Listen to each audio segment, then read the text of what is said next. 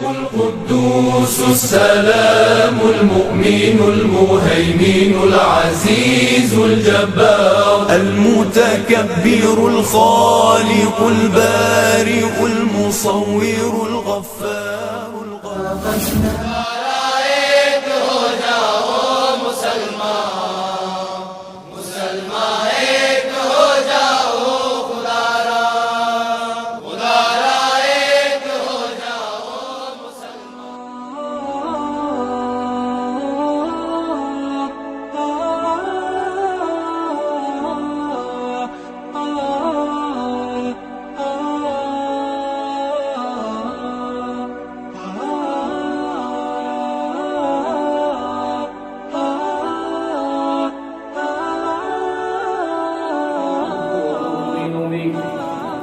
ونؤمن به ونتوكل عليه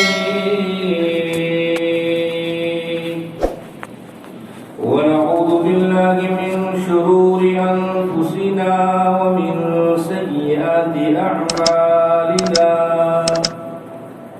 من يهد الله فلا مضل له ومن يضلله فلا هادي له ونشهد أن لا إله إلا الله وحده لا شريك له ولا نذير له ولا مشير له ولا وزير له ولا مثل له ولا مثال له ونشهد أن سيدنا ونبينا وشفيعنا وحبيبنا وهادينا ومرشدنا ومولانا محمدا عبده ورسوله صلى الله تعالى عليه وعلى آله وأصحابه أجمعين أما بعد فأعوذ بالله من الشيطان الرجيم بسم الله الرحمن الرحيم ومن أحسن قولا ممن دعا إلى الله وعمل صالحا وقال إنني من المسلمين صدق الله مولانا العلي العظيم وصدق رسوله النبي الأمي الكريم ونحن على ذلك لمن الشاهدين والشاكرين والحمد لله رب العالمين. سارے ساتھی مل کر ایک مرتبہ بارگاہ رسالت میں درود پاک کا نذرانہ پیش کریں.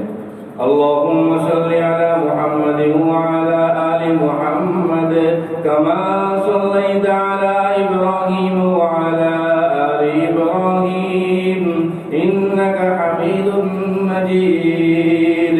اللهم بارك على محمد وعلى آل محمد كما باركت على إبراهيم وعلى آل إبراهيم إنك حميد مجيد.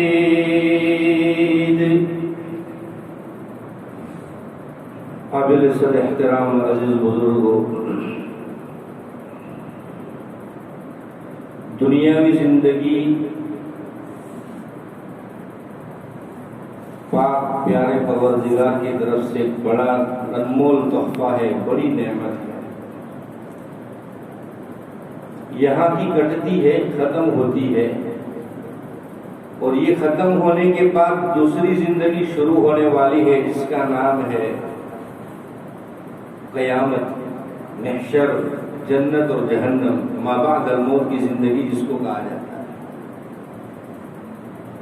دنیا میں ہر کوئی آیا ہے مرنے کے لیے، مٹنے کے لیے، ختم ہو جانے کے لیے. بقا اللہ نے آخرت کو عطا فرمائی ہے، فنا دنیا کو عطا فرمائی ہے. جب دنیا فنا ہو جائے گی تو دنیا کی تمام چیزیں بھی ختم ہو جائیں گی، اور جب آخرت باقی رہے گی تو وہاں کے سارے مناظر بھی باقی رہیں گے. یہ اللہ کا اٹل فیصلہ ہے، اور جب اللہ کوئی فیصلہ کرتا ہے تو اس فیصلے میں اللہ آگے پیچھے نہیں کرتا. اس نے جو کہہ دیا بلا شک اور شبہ کہہ دیا. اور اللہ نے انسان کو اپنی عبادت کے لیے پیدا کیا. ماسوا جتنی بھی چیزیں ہیں انسان کے فائدے کے لیے ہیں. مسافر جب سفر کرتا ہے ٹرین سے، بس سے یا سواری سے، تو وہ اپنی جسم اور جان کو، اپنے مال کو لے کر جاتا ہے. اس کے علاوہ جتنی بھی چیزیں ہیں وہ تمام کی تمام چیزیں اس کی مساعد ہے، مددگار ہے، ضرورت پوری کرنے کے لیے ہوتی ہے، نہ کہ وہ اس کا مالک بن جاتا ہے. 50,000 روپے کی ٹکٹ لے کر ہوائی جہاز میں سفر کر رہا ہے یا دریائی جہاز میں سفر کر رہا ہے، 500 روپے کا ٹکٹ لے کر ٹرین سے سفر کر رہا ہے، 50 روپے کے ٹکٹ سے بس سے سفر کر رہا ہے، تو وہ چیزیں جو مساعد اور مددگار ہے وہ اس کی ملکیت کبھی نہیں ہوتی، اس کا مالک نہیں بنتا، وہ اس کی ضرورت پوری کرنے کے لیے پیدا کی گئی ہے. وہ اپنی جان، اپنا مال لے کر جاتا ہے، اپنا جسم لے کر جاتا ہے. دنیا میں اللہ نے بھیجا، مستقل مراحل سے ہم دنیا میں آئے. پہلے تو اللہ نے اپنی قدرت سے عالم ارواح میں پیدا کیا.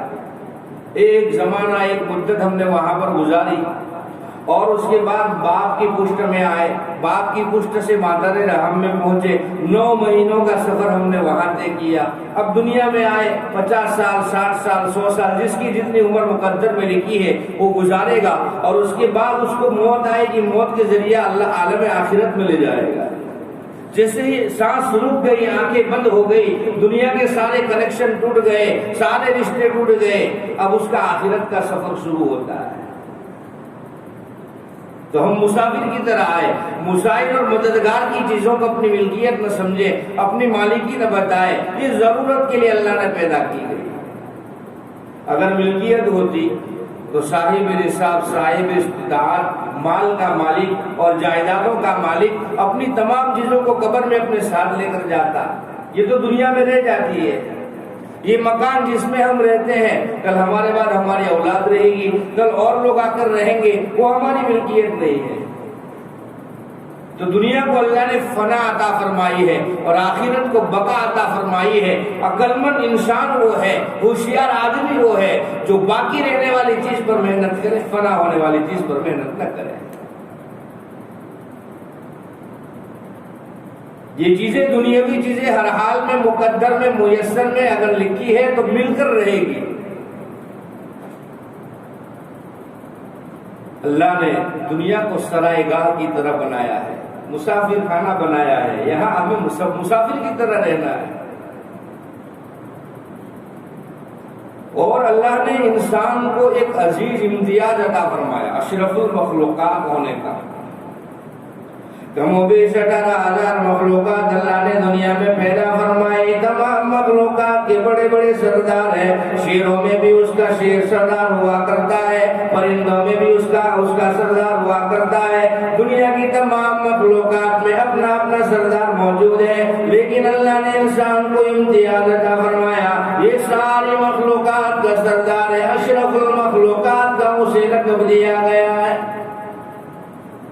اس لیے تو آپ دیکھتے ہو انسان شیر پر بھی حکومت چلاتا ہے، ہاتھی کو بھی نچا لیتا ہے، مچھلیاں بھی اس کے اشارے پر ناچتی ہے.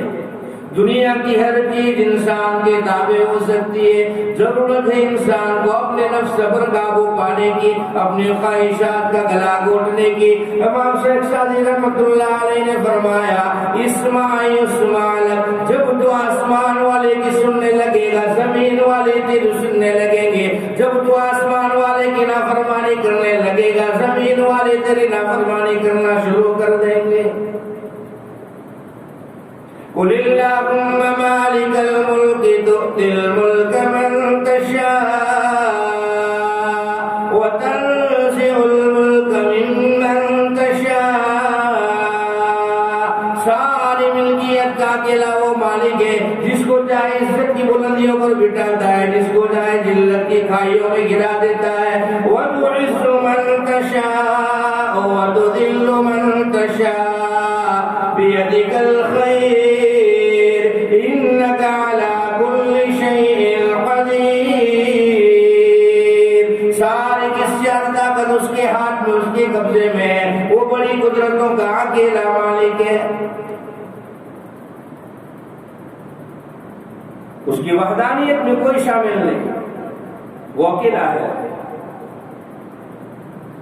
اس کے سامنے انسان کی کوئی اوقات نہیں، کوئی حیثیت نہیں۔ آدمی اپنی بنائی ہوئی چیزوں پر کاریگری دکھاتا ہے۔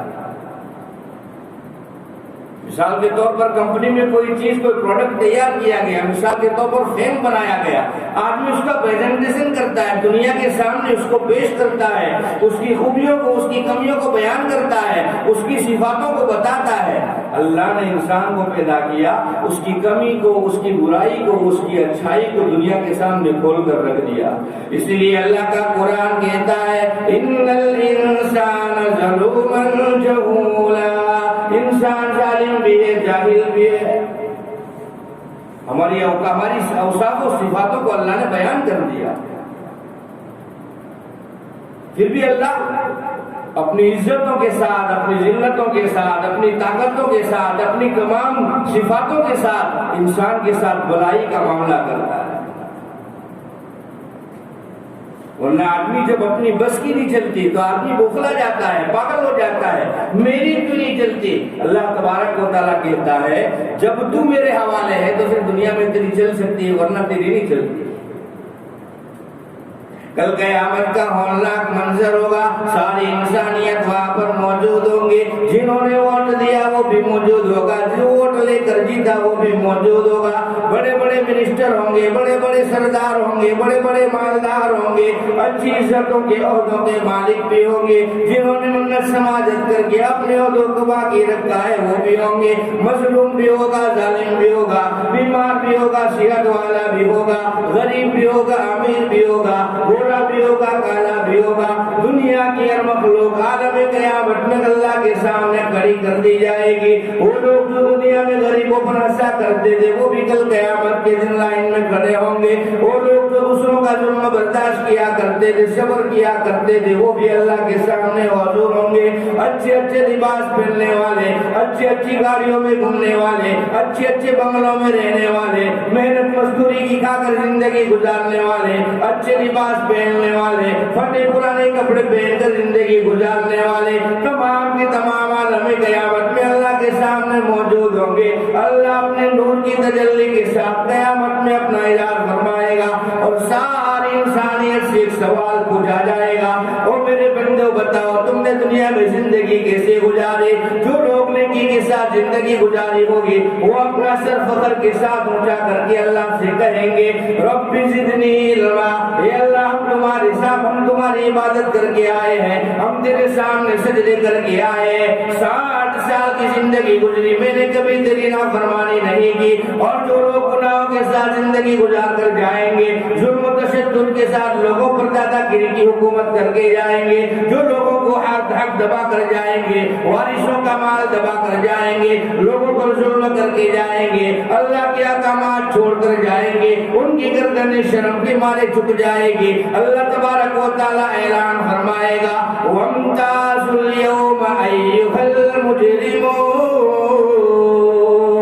آج رب کائنات کا یہ اعلان ہے، تمام کے تمام گناہگاروں کو یہ آرڈر دیا جاتا ہے کہ وہ نیک لوگوں کی صف سے نکل کر گناہگاروں کی صف میں کھڑا ہو جائے۔ دنیا میں تو ساتھ رہتے ہیں نا، ملے جلے، غریب بھی ہے، مالدار بھی ہے، چھوٹا بھی ہے، بڑا بھی ہے، گناہگار بھی ہے، نافرمان بھی ہے، فرما بردار بھی ہے، سارے کے سارے ساتھ رہتے ہیں، لیکن عالم قیامت میں اللہ کہے گا گناہگار نیک لوگوں سے الگ ہو جائے۔ سارے مجمع سے اگر کسی ایک کا نام پکار کر کہا جائے یہ فلاں آدمی مجمع سے نکل جائے، بتاؤ وہ آدمی کتنی شرمندگی محسوس کرے گا؟ جب اللہ ساری انسانیت کے سامنے گناہگار کو یہ حکم کریں گے، آرڈر کریں گے، تو گناہگار کو کتنی شرمندگی ہوگی۔ یہیں پر بس نہیں، پھر اللہ ایک اور آرڈر جاری کرے گا، ایک اور سوال اس سے پوچھا جائے گا۔ قرآن میں اللہ نے فرمایا أَلَمْ نَعْهَدْ إِلَيْكُمْ يَا بَنِي آدَمَ أَلَّا تَعْبُدُوا الشَّيْطَانَ إِنَّهُ لَكُمْ عَدُوٌّ مُّبِينٌ۔ وہ مجمع سے نکل کر جانے والے، وہ نیک لوگوں کی سب سے نکل کر بھاگنے والے، اور عالم قیامت میں علیحدہ کھڑے رہنے والے، بتا تو صحیح کیا میرے ڈرانے والے سمجھانے والے نہ بھیجے تھے، جنہوں نے آ کر تجھے سمجھایا نہ ہو کہ عالم آخرت کی فکر کرنا، قیامت کے دن کی فکر کرنا، قبر حشر کا خیال کرنا، جنت اور جہنم کو سامنے رکھ کر زندگی گزارنا، دنیا کی رنگ بے رنگیوں میں آ کر اپنی زندگی کو برباد نہ کر لینا۔ یہ نہ کہا تھا کہ شیطان کی اتباع نہ کرنا، شیطان تمہارا خدا گواہ دشمن ہے، جب تم اس کے نقش قدم پر چلو گے وہ ملعون تو خود اللہ کی نافرمانی کی بنیاد پر جہنم میں جائے گا، جب تم اس کی اتباع کرتے ہوئے زندگی گزارے گو تو وہ تمہیں جہنم میں لے کر چلا جائے گا۔ یہ سوال اللہ پوچھے گا کہ ہمیں اس کی کوئی فکر نہیں، ہم اتنے بے عقل تو نہیں ہیں، ہم پاگل تو نہیں ہیں، روٹی سالن سے کھاتے، پانی سے نہیں کھاتے، کپڑے پہنتے، گھاس کے پتے نہیں لگاتے، صبح صبح نوکری پر جاتا ہے، بینٹ کی کلپ میں بائک کی چابی لگا کر جاتا ہے، دکان کی چابی لگا کر جاتا ہے، سر پر ٹوپی پہن کر جاتا ہے، پینٹ کمر سے سلی ہے، پینٹ لگا کر جاتا ہے، اچھے اچھے جوتے پہن کر جاتا ہے، اچھی سواری سے جاتا ہے، صبح ناشتہ کھا کر جاتا ہے، رات کو آ کر تو کھانا روٹی سالن کے ساتھ کھاتا ہے۔ ہم اتنے بے عقل تو نہیں ہے کہ اچھے برے میں تمیز نہ کر سکے۔ ہم نے تو دنیا کا چشمہ پہن رکھا ہے، ہمارے لیے دنیا ہی سب کچھ ہے، اللہ کا حکم، اللہ کے فرائض، اللہ کے اوامر ہمارے لیے کوئی معنی نہیں رکھتے۔ پیارے آقا محمد رسول اللہ کی زندگی ہمارے لیے کوئی حیثیت ہی نہیں رکھتی۔ ساری دنیا کی ناراضگی کی ہم نے فکر کی ہے، وہ کالی کملی والا مدینہ کا تاجدار محمد رسول اللہ ناراض ہو رہا ہے، ہمیں اس کی کوئی پرواہ نہیں۔ یہ محبت آج کل کی ہے، کل ختم ہو جائے گی۔ اس نے تو سارے 1400 سال پہلے عالم قیامت کے بارے میں فکر کرتا رہا، کل قیامت کا دن ہوگا، ہر انسان یا ربی نفسی یا ربی نفسی کی آواز لگائے گا، ایک انوکھی آواز آئے گی، سب سے الگ سب سے جدا آواز آئے گی، یا ربی امتی یا ربی امتی۔ یہ کون پکار رہا ہے؟ نظریں طواف کرتے ہوئے اس کی طرف جائے گی، وہ نورانی سونا چہرہ سامنے آئے گا، وہ امینہ کا لال سامنے آئے گا، وہ فاطمہ کا ابا سامنے آئے گا، وہ علی کا خضر سامنے آئے گا، حسنین کا نانا سامنے آئے گا، رب العالمین کا رحمت للعالمین سامنے آئے گا۔ تو روز قیامت تک، روز اول سے لے کر قیامت تک کے آنے والے انسانوں کا نبی سامنے آئے گا، اور دیکھیں گے یہ کون ہے جو یا رب امتی کہتے ہیں۔ کہنے والے کہیں گے یہ وہی نبی ہے جو دنیا میں بھی تمہاری فکر کرتا رہا، آخرت میں بھی تمہاری فکر کرتا ہے۔ ہمیں اس کی کوئی پرواہ نہیں، ساری دنیا کی پرواہ ہے۔ حضرت موسیٰ علیہ السلام جب تورات اللہ نے نازل فرمائی تو اللہ نے اس توریت میں نبی کا تو ذکر فرمایا ہی فرمایا، نبی کی لاڈلی امت کا بھی ذکر فرمایا۔ اس امت کی اوصاف جب موسیٰ نے پڑھے تو موسیٰ نے خواہش کی تمنا کی اللہ سے، اللہ تو چاہے تو توریت لے لے، نبوت لے لے، لیکن مجھے محمد کی امت میں پیدا کر۔ اس نبی کی امت کے اتنے اوصاف ہے تو اس نبی کے درجوں کا کیا عالم ہوگا۔ ہمیں اس نبی سے کوئی محبت نہیں، کوئی لگاؤ نہیں، اس کی تمام سنتوں کو، تمام طریقوں کو ہم نے پس پش ڈال دیا ہے۔ ہم پیدا نہیں ہوئے تب بھی وہ ہماری فکر کر رہا تھا، مر کر جائیں گے تب بھی وہ ہماری فکر کرے گا۔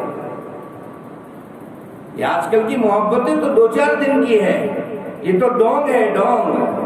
اگر بیوی کو اس کی مرضی کے مطابق سامان لا کر نہ دے دو تو اس کی محبت میں کمی آ جاتی ہے۔ اولاد کی ضرورتیں پوری نہ کرو تو وہ اولاد بھی نفرت کرتی ہے۔ وہ ماں باپ جس کی دنیا میں تم اطاعت نہ کرو وہ ماں باپ بھی ایک وقت پر ناراض ہو جاتے ہیں۔ دنیا کی ساری محبتیں دھوکہ ہے، دکھاوا ہے، ڈونگ ہے، بناوٹ ہے اور ڈپلیکیٹ ہے۔ وہ نبی کی محبت جو 1400 سال پہلے ہمیں نہیں بولا، اس نبی کی محبت حقیقی محبت ہے۔ ہمیں اس نبی کی محبت کو دل میں بسانا ضروری ہے، ورنہ ہمارا تو یہ حال ہے، آگے بھی کچھ نہیں، پیچھے بھی کچھ نہیں، پایا بھی کچھ نہیں، پیا بھی کچھ نہیں۔ دنیا میں زندگی ہم نے آوارگی میں گزاری، عیاشیوں میں گزاری، اپنی خواہشات کے مطابق گزاری۔ اعمال کے بھروسے پر نہ رہنا، یہ ہمارے اعمال ہماری دنیاوی ضرورت ضرورتوں کو پورا نہیں کرا سکتے تو آخرت کے معاملے کیسے حل کرا سکتا ہے؟ صحابہ کی 2 رکعت نمازیں ان کی ضرورتیں پوری کرواتی تھی. ان کا تو عالم ہی کچھ اور ہے. ہم نے تو نبی کو سنا ہے، انہوں نے تو نبی کو دیکھا ہے. ان کا تو عالم ہی کچھ اور ہے. ہماری تو نمازوں میں بھی ڈونگ ہے، ہماری تو عبادتوں میں بھی نکالی ہے، بیکاری ہے اور دکھاوا ہے. ان عبادتوں کے ان اعمالوں کے بھروسے نہ رہنا. کل قیامت میں جب گناہگار کا فیصلہ جہنم کے بارے میں کیا جائے گا تو وہی نبی تڑپ تڑپ کر بارگاہ سمجھ میں ہماری سفارش کریں گے. اس نبی سے محبت کرو، ان کی زندگی کو اپناؤ، ان کی سنتوں کو اپناؤ، ان کے اوپر اپنی جان نچھاور کرو. کھانے میں، پینے میں، رہنے میں، زندگی گزارنے میں، ہر شعبے میں اس کی سنتوں پر عمل کرو. ایک صحابی، ان کے وہ حبشی صحابی تھے، گنگلا وہ بال تھے، بالوں میں کنگھی نہیں کر سکتے تھے. جب پیارے نبی کی نورانی سر میں وہ مانگ دیکھتے، وہ پینٹی دیکھتے تو ان کا دل جلتا. میں ساری چیزیں نبی کی طرح کر سکتا ہوں لیکن سر میں کنگھی نبی کی طرح نہیں کر سکتا. ان کا دل جلتا تھا. اچانک محبت نے، عشق نے جوش مارا، تنور میں لوہے کا سلیا ڈالا، اس کو گرم کیا اور اپنے سر کے بیچ کے بال جلا دیے. پھر نبی کی بارگاہ میں پہنچے اور جھوم کر کہا، یا رسول اللہ صلی اللہ علیہ وسلم، اے محمد، میں نے تیرے سارے طریقے اپنائے تھے، ایک طریقہ باقی تھا، اس میں تیری برابری نہیں کر سکتا تھا. کہا کون سا طریقہ؟ کہا میں حبشی ہوں، میرے بال منگرالو ہے، میں کنگھی تیری طرح نہیں کر سکتا تھا. محبوبہ آج میں نے وہ طریقہ بھی اپنا لیا. کہا کیا کیا؟ پگڑی اتاری اور جلے ہوئے بال دکھائے اور کہا محبوبہ لباس تیری طرح، رہن سہن تیری طرح، بولنا چلنا تیری طرح، کھانا تیری طرح، شادی بیاہ تیری طرح، یہاں تک کہ میرے سر کی مانگ بھی تیری طرح ہے. یہ زندگی ہوتی ہے، یہ محبت ہوتی ہے، عشق ہوتا ہے. ہم نے تو دنیا کو راضی کرنا اس کو پہلے رکھا. نبی ناراض ہو جائے، رب ناراض ہو جائے، ہمیں اس سے کوئی پرواہ نہیں. یاد رکھو، اگر رب اور رحمت کے نبی کو چھوڑا ہے تو دنیا میں تمہارا کوئی بیلی سہارا نہیں. یہ حالاتوں کا آنا اسی لیے ہے. یہ امت راہ راست پر آ جائے. جو رہنما بن کر آئے تھے وہ رہبروں کے محتاج ہو گئے، جو رہنما بن کر آئے تھے وہ رہبروں کے محتاج ہو گئے. جن کے سروں پہ تاج ہونا چاہیے تھا لوگ ان کے سرتاج دے بولے. اس لیے نبی کی زندگی اپناؤ، رب کی مرضی کے ساتھ زندگی گزارو تو ہی دارین میں کامیابی مل سکتی ہے، ورنہ اس کے علاوہ ہمارے لیے کوئی کامیابی کا راستہ نہیں. اللہ تبارک و تعالیٰ نے قرآن میں ایک کام ہمیں سونپا ہے. کون سا کام؟ کام تو سارے ہی کرتے ہیں. کوئی دکان چلاتا ہے، کوئی ریڑھی چڑھاتا ہے، کوئی تجارت کرتا ہے، کوئی نوکری کرتا ہے، کوئی ملازمت کرتا ہے. کام تو سارے ہی کرتے ہیں. کون سا کام اللہ نے بتایا؟ اللہ کا قرآن کہتا ہے وَمَنْ أَحْسَنُ قَوْلًا مِّمَّنْ دَعَا إِلَى اللَّهِ. دکان والا تو بعد میں ہے، ملازمت والا بعد میں ہے، ریڑھی لاری والا بعد میں ہے، نوکری کرنے والا بعد میں ہے، لوہاری کا کام کرنے والا بعد میں ہے، دنیا کے سارے کام بعد میں ہے. رب نے تیرے پیدا کرنے سے پہلے تیرے ذمہ ایک کام سونپا تھا. کون سا کام تھا؟ کہ تو خود اللہ والا بن جائے اور لوگوں کو اللہ والا بننے کی دعوت دے. یہ کام اللہ نے ہمیں سونپا ہے. وہ کام ہم تو کرتے ہی نہیں. خود کا گریبان بچاؤ، دوسروں کا دامن بھی بچاؤ. یہ ہمارا کام، ہماری ذمہ داری تھا. ہم نے خود کا تو سوچا، اوروں کا نہیں سوچا. یہ امت اوروں کے لیے پیدا کی گئی ہے، اوروں کے لیے پیدا کی گئی ہے. صدیق اکبر مکے کے سب سے بڑے امیر صحابی تھے. مدینے میں گئے تو وہاں بھی انہوں نے کپڑوں کی تجارت کی تھی. وہ امیر صحابی تھے لیکن سارا مال نبوت پر قربان کیا، کیونکہ وہ امت کے لیے پیدا کیے گئے. یہ امت دوسروں کے لیے پیدا کی گئی ہے. اس لیے ہم اللہ والے بنے، اللہ کی نبی کی سنتوں والے بنے. اور یہ کام جو اللہ نے ہمیں تمہیں بتایا اس کی فکر کرے. اس کی ایک شکل دنیا میں چل رہی تھی، ظالموں کا وہ بھی شکار ہو گئی. دعوت و تبلیغ جس کا نام رکھا گیا ہے، حالانکہ یہ کوئی مستقل الگ شعبہ نہیں ہے، یہ پوری امت مسلمہ کا شعبہ ہے. قرآن کہتا ہے لوگوں کو اچھائی کا حکم دو، برائی سے روکو. بس اس کے علاوہ اور کوئی کام نہیں ہے. یہی ایک کام ہے جو ہمیں کرنا تھا.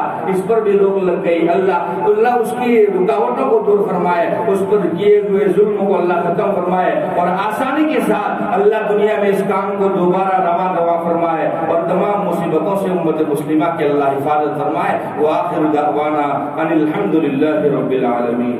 مبارک ہو شہ ہر دو سرا تشریف لے آئے، مبارک ہو محمد مصطفیٰ تشریف لے آئے. مولایا صلی وسلم دائما ابدا علی حبیبک خیر